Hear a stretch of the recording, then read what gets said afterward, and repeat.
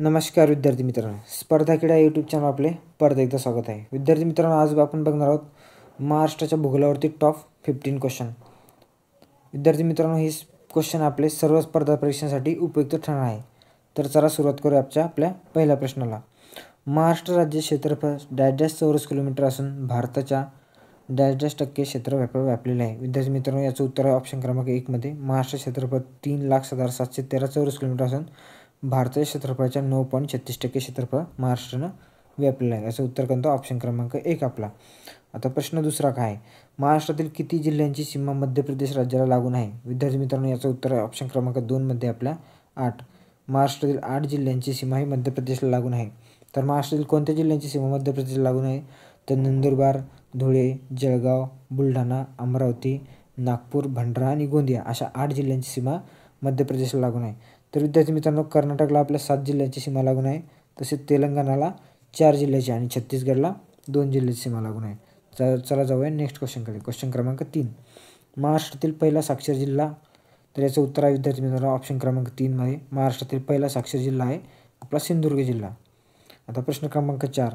महाराष्ट्रातील क्षेत्रफळानुसार सर्वात मोठा प्रशासकीय विभाग कोणता आहे? विद्यार्थी मित्रांनो, याचं उत्तर आहे ऑप्शन क्रमांक 1 छत्रपती संभाजीनगर प्रशासकीय विभाग. हा आपला महाराष्ट्रातला क्षेत्रफळानुसार सर्वात मोठा प्रशासकीय विभाग. क्षेत्रफळ किती आहे त्याचं? तर 64,813 चौरस किलोमीटर क्षेत्रफळ आहे. कोणत्या? छत्रपती संभाजीनगर प्रशासकीय विभागाचा. चला नेक्स्ट क्वेश्चनकडे जाऊ. आता क्वेश्चन क्रमांक 5. महाराष्ट्रातील सर्वाधिक तालुक्यांची संख्या असणारे जिल्हे. तर याचं उत्तर आहे विद्यार्थी मित्रांनो ऑप्शन क्रमांक 3 मध्ये नांदेड आणि यवतमाळ. यांच्यामध्ये प्रत्येकी विद्यार्थी मित्रांनो 16 तालुके आहे. किती? 16. त्याच्यामुळे नांदेड आणि यवतमाळमध्ये 16 तालुके आहेत. ते महाराष्ट्रातील सर्वाधिक तालुक्यांची संख्या असणारे जिल्हे आहेत. कोणते? नांदेड आणि यवतमाळ. आता प्रश्न क्रमांक 6. खालीलपैकी सर्वात मोठा प्रादेशिक विभाग कोणता आहे? विद्यार्थी मित्रांनो, याचं उत्तर आहे ऑप्शन क्रमांक 1 मध्ये विदर्भ. हा महाराष्ट्रातला सर्वात मोठा प्रशासकीय विभाग आहे. कारण की यामध्ये 2 प्रशासकीय विभाग येतात आपला. एक तर नागपूर आणि दुसरा म्हणजे अमरावती. असे टोटल दोन्ही मिळून नागपूरमधले 6 आणि अमरावतीमधले 5 असे टोटल 11 जिल्हे या विदर्भात येतात. त्यामुळे हा सर्वात मोठा प्रादेशिक विभाग. आणि सर्वात मोठा प्रशासकीय विभाग जर विचारला तर सर्वात मोठा प्रशासकीय विभाग आहे आपला छत्रपती संभाजीनगर. आणि प्रादेशिक विभाग कोणता आहे? तर विदर्भ हा सर्वात मोठा प्रादेशिक विभाग आहे. चला जाऊया नेक्स्ट क्वेश्चनकडे. आता क्वेश्चन क्रमांक 7. महाराष्ट्रातील पहिला विद्युतीकरण जिल्हा कोणता? विद्यार्थी मित्रांनो, याचं उत्तर आहे ऑप्शन क्रमांक आपलं 1. महाराष्ट्रातील पहिला विद्युतीकरण जिल्हा कोणता आहे? तर वर्धा हा महाराष्ट्रातील पहिला विद्युतीकरण जिल्हा आहे. आता प्रश्न क्रमांक 8. विदर्भाची प्राचीन राजधानी कोणती? तर ऑप्शन क्रमांक याचं 2 उत्तर आहे. विदर्भाची प्राचीन राजधानी कुंडीनपूर म्हणून ओळखली जाते. तर ही कुंडीनपूर विदर्भाची प्राचीन राजधानी होती. चला जाऊया आता नेक्स्ट क्वेश्चनकडे. क्वेश्चन क्रमांक 9. कोकण किनारपट्टीची दक्षिणोत्तर लांबी किती आहे? विद्यार्थी मित्रांनो, याचं उत्तर आहे ऑप्शन क्रमांक 1 मध्ये 720. कोकण किनारपट्टीची दक्षिणोत्तर लांबी किती आहे? तर 720 किमी आहे. आता प्रश्न क्रमांक 10. खालीलपैकी कोणते पुळण हे ठाणे जिल्ह्यात आहे? विद्यार्थी मित्रांनो, याचं उत्तर आहे ऑप्शन क्रमांक 2 मध्ये उडान पुळण हे ठाणे जिल्ह्यामध्ये आहे. विद्यार्थी मित्रांनो, तर अलिबाग हे कुठे आहे? तर अलिबाग हे रायगडमध्ये आहे. अलिबाग रायगडमध्ये आहे. तसेच गणपतीपुळे कुठे आहे? गणपतीपुळे रत्नागिरीमध्ये आहे. गणपतीपुळे रत्नागिरीमध्ये आहे. तर तारकर्ली कुठे आहे? तारकर्ली हे सिंधुदुर्गमध्ये आहे. सिंधुदुर्ग आहे. आपल्याला कोणतं विचारलं आहे? तर ठाणे जिल्ह्यातील पुळण कोणते? तर ठाणे जिल्ह्यातली उडण आहे. चला जाऊया नेक्स्ट क्वेश्चनकडे. सह्याद्री पर्वताची महाराष्ट्रातील लांबी किती आहे? तर विद्यार्थी मित्रांनो, याचं उत्तर आहे ऑप्शन क्रमांक 1 मध्ये सह्याद्री पर्वताची महाराष्ट्रातील लांबी आहे 440 किलोमीटर. आणि टोटल जर भारतातली विचारली तर त्याची लांबी आहे सह्याद्री पर्वत टोटल भारतातली 1600 किलोमीटर. आपलं विचारलं आहे महाराष्ट्रातले उत्तर काय? 440 किलोमीटर. आता प्रश्न क्रमांक 12. सातपुडा पर्वतातील महाराष्ट्रातील सर्वात उंच शिखर कोणते आहे? तर विद्यार्थी मित्रांनो, याचं उत्तर आहे अस्तंबा. अस्तंबा हे सातपुडा पर्वतातील महाराष्ट्रातील सर्वात उंच शिखर आहे. याची उंची किती आहे? तर 1325 आहे. आणि जर भारतातील विचारलं असतं सातपुडा पर्वतातील, त्याचं उत्तर आलं असतं धूपगड, ज्याची उंची होती 1350 मीटर. आणि आपल्याला विचारलं आहे महाराष्ट्रातील सर्वात उंच शिखर कोणतं आहे सातपुडा पर्वतातलं, तर त्याचं उत्तर आहे अस्तंबा, ज्याची उंची आहे 1325. आता क्वेश्चन क्रमांक 3. सातमा अजिंठा डोंगररांगेमुळे खालीलपैकी कोणती नदी खोरे वेगळे झाले? तर विद्यार्थी मित्रांनो याचं उत्तर आहे ऑप्शन क्रमांक 1 मध्ये गोदावरी आणि तापी. कोणत्या? सातमा अजिंठा डोंगररांगेमुळे गोदावरी आणि तापी नदी खोरे वेगळे झालेले आहे. तर विद्यार्थी मित्रांनो गोदावरी आणि भीमा जर विचारलं तर गोदावरी आणि भीमा हे हरिश्चंद्र बालाघाट डोंगररांगेमुळे झाले. हरिश्चंद्र बालाघाट याच्यामुळे कोणते कोणते नदी खोर वेगळे झाले आहेत? तर गोदावरी आणि भीमा. आता भीमा आणि कृष्णा हे जर विचारलं तर हे शंभू महादेव डोंगर रांगेमुळे वेगळे झालेले. आणि कृष्णा कोयना इथं कोयना कृष्णाची उपनदी आहे. तर आपल्याला विचारलं सातमा अजिंठा डोंगर रांगेमुळे कोणते नदी खोरे? तर सातमा अजिंठा डोंगर रांगेमुळे गोदावरी आणि तापी नदी खोरे वेगळे झालेले आहे. आता प्रश्न क्रमांक 14 महाराष्ट्र पठाराची पूर्व पश्चिम लांबी किती आहे? विद्यार्थी मित्रांनो ऑप्शन क्रमांक याचं उत्तर आहे आपल्या महाराष्ट्र पठाराची पूर्व ऑप्शन क्रमांक 1 मध्ये 750 किमी. महाराष्ट्र पठाराची पूर्व पश्चिम लांबी किती आहे? तर 750 किमी आहे. चला जाऊया नेक्स्ट क्वेश्चनकडे. क्वेश्चन क्रमांक 15 खालीलपैकी कोणते पठार हे अहमदनगर जिल्ह्यात आहे?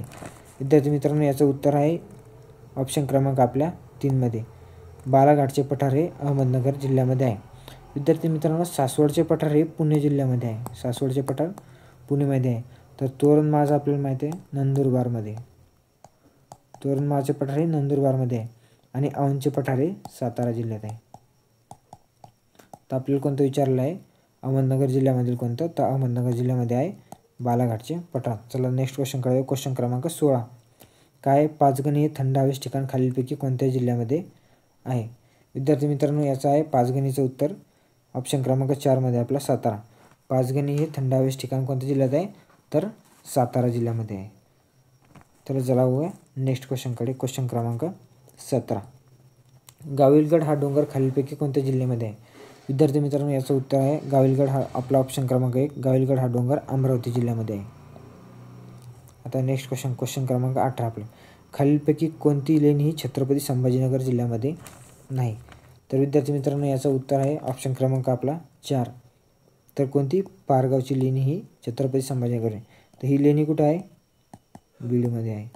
तर आपल्या अजिंठा वेरूळ आणि पित्तरखोळा या लेण्या कुठे? आपल्या छत्रपती संभाजीनगर जिल्ह्यामध्ये आहे. चला जाऊया नेक्स्ट क्वेश्चनकडे. क्वेश्चन क्रमांक 19 चिंचोली हा धबधबा खालीलपैकी कोणत्या जिल्ह्यात आहे? विद्यार्थी मित्रांनो याचं उत्तर आहे ऑप्शन क्रमांक 1 एक मिनिट याचं उत्तर आहे ऑप्शन क्रमांक 1 ठाणे जिल्ह्यात. चिंचोली हा धबधबा कुठे आहे? तर ठाणे जिल्ह्यात आहे. विद्यार्थी मित्रांनो आपल्याला जर चिंचोली हे थंड हवेचे ठिकाण विचारलं असतं तर चिंचोली हे थंड हवेचे ठिकाण आपल्या बीड जिल्ह्यामध्ये येते. जर आपल्याला हे चिंचोली हे जर थंड हवेचे ठिकाण विचारलं असतं तर बीडमध्ये येते. पण आपल्याला चिंचोली हा धबधबा विचारला त्यामुळे हा चिंचोली धबधबा ठाणे जिल्ह्यामध्ये येतो. आपला प्रश्न क्रमांक 20 काय आहे? खालीलपैकी कोणता दुधा तुपाचा जिल्हा म्हणून ओळखला जातो? विद्यार्थी मित्रांनो याचं उत्तर आहे ऑप्शन क्रमांक आपला 2 धुळे. धुळे हा काय? तर दुधा तुपाचा जिल्हा म्हणून ओळखला जातो. चला जाऊया नेक्स्ट क्वेश्चनकडे. अकलोली हा गरम पाण्यात झरा खालीलपैकी कोणत्या जिल्ह्यात आहे? विद्यार्थी मित्रांनो याचं उत्तर आहे ऑप्शन क्रमांक 2 मध्ये ठाणेमध्ये. अकलोली हा गरम पाण्यात झरा कुठे आहे? तर आपल्या ठाणे जिल्ह्यामध्ये आहे. आता प्रश्न क्रमांक 22 काय आहे आपला प्रश्न क्रमांक 22 तो गोदावरी नदीची महाराष्ट्रातील लांबी किती आहे? विद्यार्थी मित्रांनो याचं उत्तर आहे आपल्या ऑप्शन क्रमांक 1 मध्ये गोदावरी नदीची महाराष्ट्रातील लांबी आहे 668 किलोमीटर. आणि जर भारतातील लांबी विचारली गोदावरीची तर भारतातील लांबी येते 1465 किलोमीटर. आपल्याला कुठे विचारली महाराष्ट्रातली काय आहे? तर 668 किलोमीटर. चला नेक्स्ट क्वेश्चनकडे जाऊ. क्वेश्चन क्रमांक 23 गोदावरी आणि प्रवरा या नद्याचा संगम कुठे झालेला आहे? विद्यार्थी मित्रांनो याचं उत्तर आहे ऑप्शन क्रमांक आपला 2 टोके. गोदावरी आणि प्रवरा यांचा संगम कुठे झालेला आहे? तर टोके इथे झालेला आहे. विद्यार्थी मित्रांनो कंठेश्वर इथे कोणत्या कोणत्या नदी झालेल्या आहे? तर गोदावरी आणि आपली दक्षिण पूर्णा यांचा संगम झालेला आहे कुठे? कंठेश्वर येथे. आणि आपले कुंडलवाडी इथे गोदावरी आणि मांजरा नदीचा कुंडलवाडी इथे संगम झालेला आहे विद्यार्थी मित्रांनो. आणि गोदावरी प्रवराचा संगम कुठे झालेला आहे? तर टोके इथे झालेला आहे. चला जाऊया नेक्स्ट क्वेश्चन क्रमांक 24 हिंगोली हे शहर खालीलपैकी कोणत्या नदीकाठावर बसले आहे? विद्यार्थी मित्रांनो हिंगोली हे शहर आपलं ऑप्शन क्रमांक 4 मध्ये कयाधू नदीच्या काठावर बसलेलं आहे. तर खालीलपैकी कोणत्या? कयाधू नदीच्या काठावर कोणते? हिंगोली शहर बसलेले आहे. आता प्रश्न क्रमांक 25 भीमा नदी खोऱ्याची एकूण लांबी किती आहे? विद्यार्थी मित्रांनो, याचं उत्तर आहे ऑप्शन क्रमांक 2 मध्ये भीमारी नदी खोऱ्याची एकूण लांबी आहे 860 किलोमीटर. आणि महाराष्ट्रातील विचारले तर विद्यार्थी मित्रांनो, याचं उत्तर आहे 451 किलोमीटर ही महाराष्ट्रातील लांबी आहे. आणि आपल्याला किती विचारले भीमा नदीची एकूण लांबी, ती आहे 860 किलोमीटर. आता पुढचा प्रश्न, प्रश्न क्रमांक 26. लिंगमाळा हा धबधबा खालीलपैकी कोणत्या जिल्ह्यात आहे? विद्यार्थी मित्रांनो, याचं उत्तर आहे आपला ऑप्शन क्रमांक 2 लिंगमाळा हा धबधबा सातारा जिल्ह्यामध्ये आहे. चला जाऊया नेक्स्ट क्वेश्चन. क्वेश्चन 27.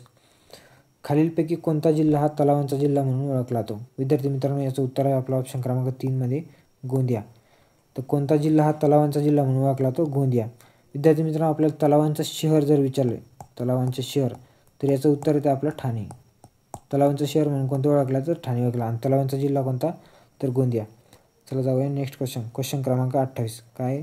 खालीलपैकी कोणत्या ठिकाणी खानदेशाची काशी म्हणून ओळखले जाते? विद्यार्थी मित्रांनो, याचं उत्तर आहे ऑप्शन क्रमांक 1 मध्ये प्रकाशे. प्रकाशे हे ठिकाण खानदेशची काशी म्हणून ओळखले जाते. चला जाऊया नेक्स्ट क्वेश्चनकडे. क्वेश्चन क्रमांक 29. काय? देशाच्या एकूण खनिज संपत्तीत महाराष्ट्राचा वाटा किती आहे? विद्यार्थी मित्रांनो, याचं उत्तर आहे ऑप्शन क्रमांक 3 मध्ये देशाच्या एकूण खनिज संपत्तीत महाराष्ट्राचा वाटा किती आहे तर 4% आहे. आता बघूया नेक्स्ट क्वेश्चन. क्वेश्चन क्रमांक 30. महाराष्ट्रातील एकूण क्षेत्रफळापैकी किती टक्के क्षेत्र खनिज संपत्ती आढळते? म्हणजे महाराष्ट्रातील एकूण क्षेत्रफळापैकी किती टक्के क्षेत्रात खनिज संपत्ती आढळते? तर विद्यार्थी मित्रांनो, याचं ऑप्शन क्रमांक 1 उत्तर आहे 12.33% क्षेत्रात खनिज संपत्ती आढळते. चला जाऊया आता नेक्स्ट क्वेश्चनकडे. क्वेश्चन क्रमांक 31. कोयना जलविद्युत प्रकल्प खालीलपैकी कोणत्या जिल्ह्यात आहे? विद्यार्थी मित्रांनो, याचं उत्तर आहे आपला ऑप्शन क्रमांक 1 सातारा जिल्ह्यात. कोयना जलविद्युत प्रकल्प कुठे आहे तर सातारा जिल्ह्यामध्ये आहे. आता प्रश्न क्रमांक 32. जैतापूर हा ऊर्जा प्रकल्प खालीलपैकी कोणत्या जिल्ह्यामध्ये आहे? विद्यार्थी मित्रांनो, याचं उत्तर आहे ऑप्शन क्रमांक 4 मध्ये जैतापूर हा ऊर्जा प्रकल्प रत्नागिरी जिल्ह्यामध्ये आहे. कोणत्या तर रत्नागिरी जिल्ह्यामध्ये. चला जाऊया नेक्स्ट क्वेश्चनकडे. क्वेश्चन क्रमांक 33. भारतातील सर्वात मोठी संशोधनासाठी वापरली जाणारी अणुभट्टी कोणती आहे? विद्यार्थी मित्रांनो, याचं उत्तर आहे ऑप्शन क्रमांक 4 मध्ये ध्रुव. ही भारतातील सर्वात मोठी काय संशोधनासाठी वापरली जाणारी अणुभट्टी आहे. कोणती? ध्रुव. विद्यार्थी मित्रांनो, जर अप्सरा जर म्हटलं तर अप्सरा ही आपली आशिया खंडातील पहिली आहे.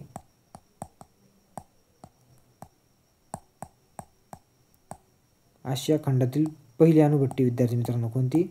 अप्सरा. आणि सर्वात ही आपली ब्रिटनच्या मदतीने उभी करण्यात आली आहे.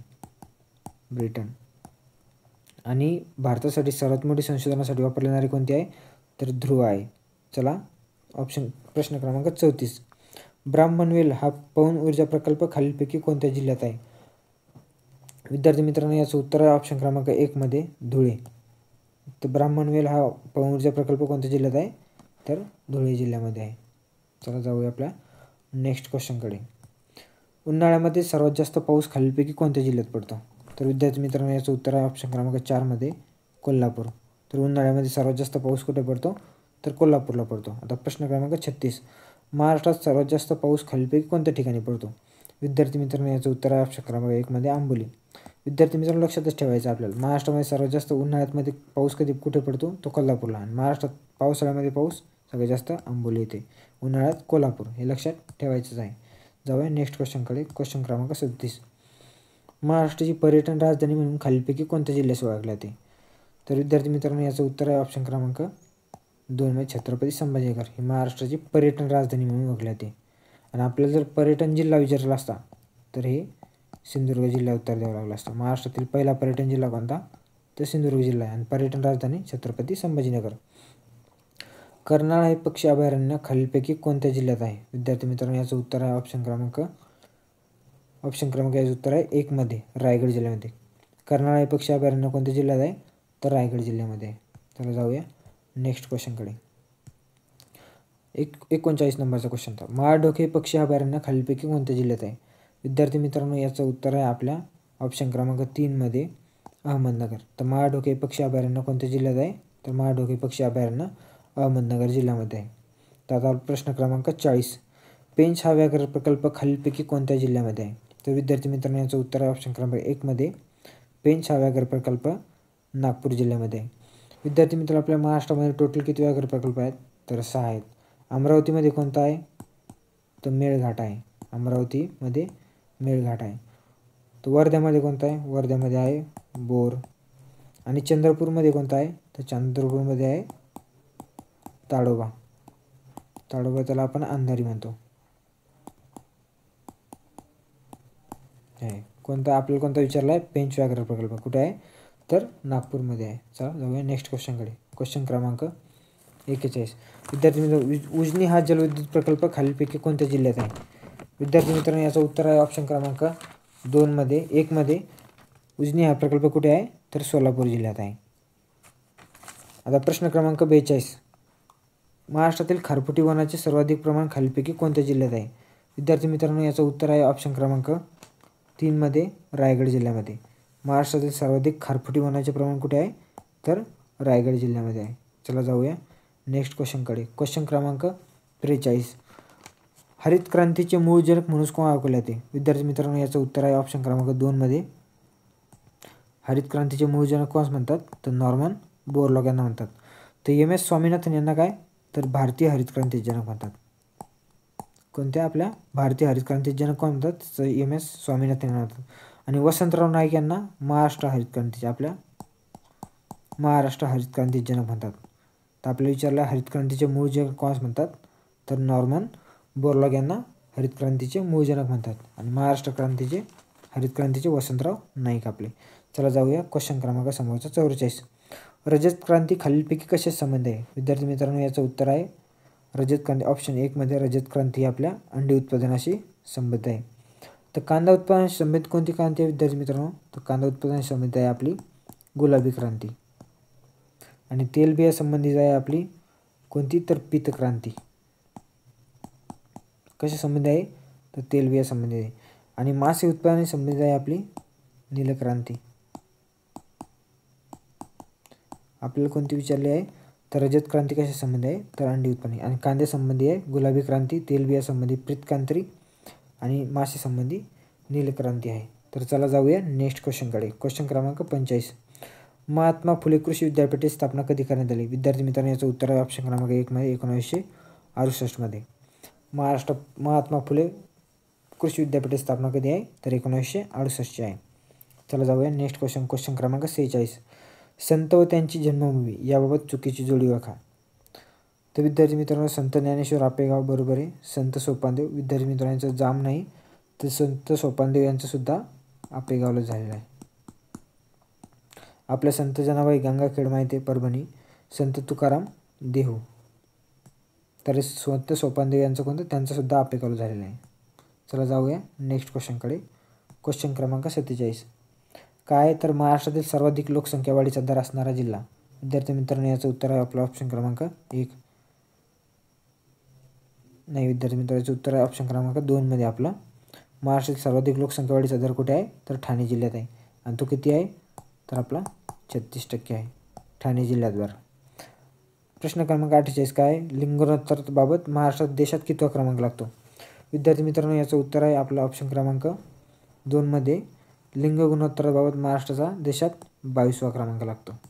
चला जाऊया नेक्स्ट क्वेश्चनकडे. आता वीज निर्मितीसाठी महाराष्ट्रात खालीलपैकी कोणत्या प्रकल्पास महाराष्ट्राचे भाग्यलक्ष्मी म्हणले जाते? तर याचं उत्तर आहे विद्यार्थी मित्रांनो ऑप्शन क्रमांक 3 मध्ये कोयना प्रकल्पास काय महाराष्ट्राची भाग्यलक्ष्मी म्हणलं जातं. तर आता प्रश्न क्रमांक 50 आपला लास्ट क्वेश्चन. महाराष्ट्रात अणुविद्युत प्रकल्प खालीलपैकी कुठे आहे? विद्यार्थी मित्रांनो महाराष्ट्रात याचं उत्तर आहे ऑप्शन क्रमांक 2 मध्ये तारापूर येथे महाराष्ट्रात अणुविद्युत प्रकल्प आहे. विद्यार्थी मित्रांनो अशा प्रकारे आपले 50 क्वेश्चन संपलेले आहे.